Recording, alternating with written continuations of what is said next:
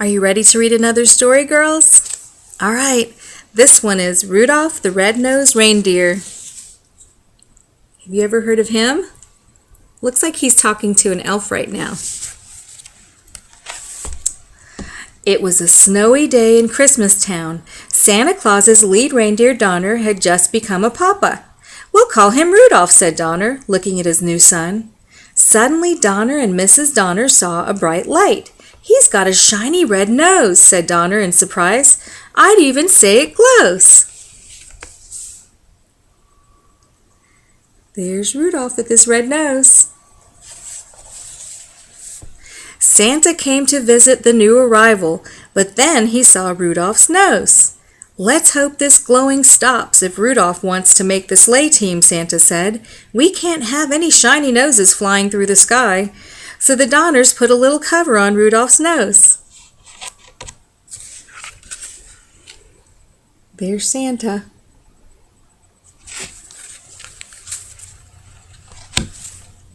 Soon it was time for the new fawns to go to the reindeer games. There they would be inspected by Santa, who would choose the best reindeer for his team. At first, Rudolph felt shy, but then he met a doe named Clarice. "I think you're so cute," she told Rudolph. There's Clarice and Rudolph. The coach arrived to teach the fawns what they needed to know to be on Santa's team.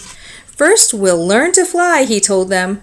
Rudolph was so excited about his new friend that he took off with a great whoosh.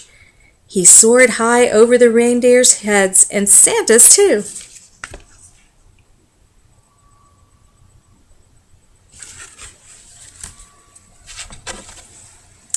But all the young reindeer continued to play. The cover popped off Rudolph's red nose, which shone for all to see. The other deer began to laugh and call poor Rudolph names. "Rudolph the red-nosed reindeer," they jeered. The coach said to Rudolph, "Go on home. From now on, you can't join in any reindeer games." Only Clarice didn't laugh at Rudolph.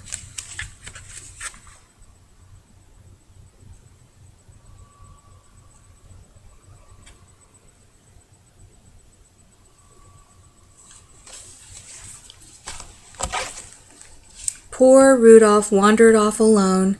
Soon he met an elf hiding in the woods. "My name is Hermie," said the elf. "I want to be a dentist, but right now I'm just an elf who doesn't belong." "And I'm a red-nosed reindeer," said Rudolph. The pair decided to be friends and run away together. They hadn't wandered far when they heard the terrible roaring of an abominable snow monster. "It's my nose," said Rudolph. "The monster sees it and is coming after us." Here's Rudolph and his red nose.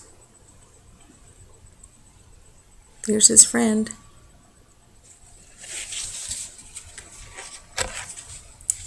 Rudolph and Hermie were saved by Yukon Cornelius, the greatest prospector in the north. "Jump onto my sled," said Cornelius, "and we'll get away." But no matter how fast they went, the monster stayed close behind.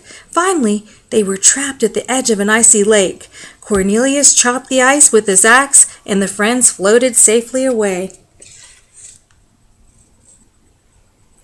There's that monster. They floated all night and landed on a strange island, where they were greeted by a puppet that sprang out of a box. "I'm the official sentry of the island of misfit toys," said the puppet. "My name is Charlie, and that's why I'm a misfit toy. No child wants to play with Charlie in the box."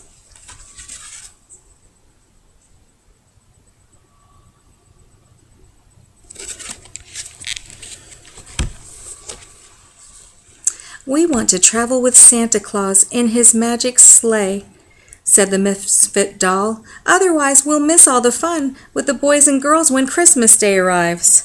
The friends met an elephant with polka dots, a choo-choo train with square wheels, a water pistol that shot jelly, a bird that swam, a cowboy who rode an ostrich, and a boat that couldn't float. "We're misfits too," said Rudolph. "Maybe we can stay here with you." Can you see all the misfits?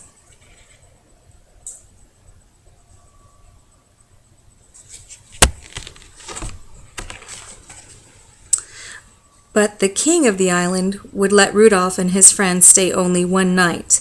When you return to Christmas Town, tell Santa about these homeless toys, he said. I'm sure he can find girls and boys who would be happy with them. A toy is never happy until it's loved by a child. Here's the king of the island.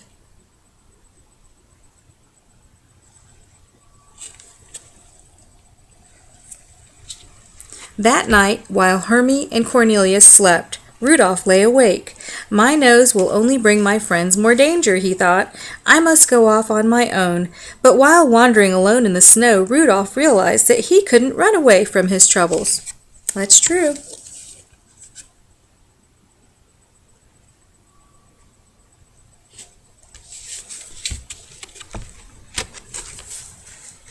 Rudolph returned to the mainland and headed for Christmas Town. But first he had to pass the cave of the abominable snow monster. As he did, Rudolph heard voices crying, "Help! Help!" Rudolph rushed in. Inside the cave were Rudolph's parents and Clarice. They had been searching for Rudolph, and the monster had caught them.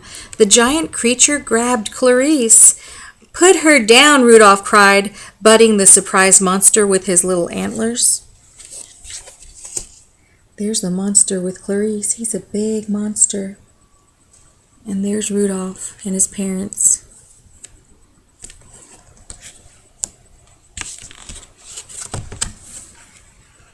Just then, Hermie and Cornelius pulled up outside the cave. They had followed Rudolph's trail and knew he needed help. An abominable snow monster will never pass up a pork dinner, said Cornelius. Hermie, you sit outside the cave and oink like a pig. When the monster comes out, watch out. Hermie approached the mouth of the cave. Oink, oink, he called. The monster dropped Clarice and rushed outside. At that moment, Cornelius pushed a giant snowball down on top of him. Splat! Working quickly, while the monster was stunned, Hermie used his dentist tools to remove the monster's teeth. Ooh, that was smart.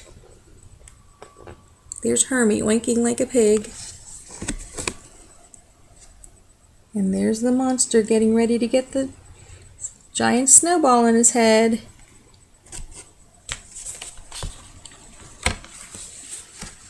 Back in Christmas Town, Rudolph told everyone how he and his friends had defeated the abominable snow monster. They all realized that misfits have their place in the world too. Then the weather elf handed Santa his report. Santa gasped. The storm won't subside by tonight. I won't be able to fly my sleigh. Suddenly a flash of light caught Santa's eye. Rudolph, he said, what a wonderful nose. Won't you guide my sleigh tonight? I'd be honored to, said Rudolph, putting on his jingle bells. Okay, Rudolph, said Santa. First stop in the island is the island of misfit toys. Up, up, and away. And with Rudolph leading the way, Santa soon found wonderful homes for all those lonely toys. Rudolph the Red-Nosed Reindeer, everyone saying, you'll go down in history, as he did.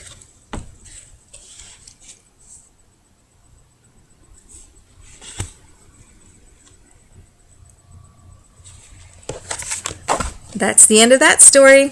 I'll see you later. Bye, girls.